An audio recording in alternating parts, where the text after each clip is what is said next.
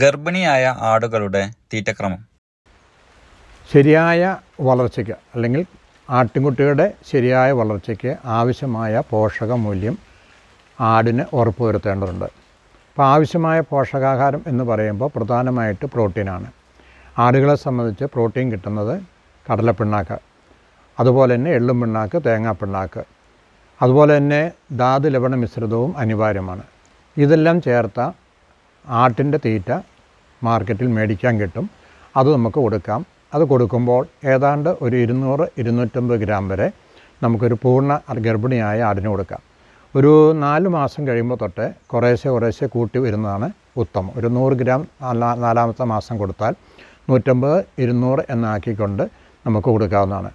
അതുപോലെ തന്നെ പ്രസവത്തിന് മുമ്പായിട്ട് ആടിന് വിരയുടെ മരുന്ന് കൊടുക്കുന്നത് ആട്ടുകുട്ടികളിൽ വിരശല്യം ഒഴിവാകാനും ആടുകളിലെ അതിൻ്റെ പോഷക മൂല്യം ശരീരത്തിലേക്ക് ശരിയായ രീതിയിൽ കിട്ടുന്നതിനും ഉപകാരപ്രദമാണ്.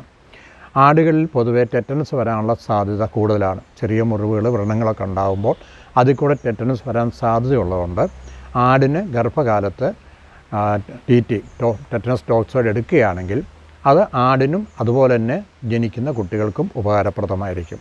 അപ്പോൾ വിരയുടെ മരുന്ന് നമ്മൾ കൊടുക്കാൻ ശ്രദ്ധിക്കുക. അതുപോലെ തന്നെ ടെറ്റനസിൻ്റെ ടോക്സിൻ TT എടുക്കാനായിട്ടും ശ്രദ്ധിക്കുക. ബാക്കി നമ്മുടെ തീറ്റ കൊടുക്കുന്നതെല്ലാം സാധാരണ പോലെ തന്നെ 3-4 കിലോ പുല്ലോ അല്ലെങ്കിൽ പ്ലാവിലയോ മുരിക്കിൻ്റെ ഇല, മുരിങ്ങയുടെ ഇല മുതലായ ഇലകൾ നമുക്ക് കൊടുക്കാവുന്നതാണ്.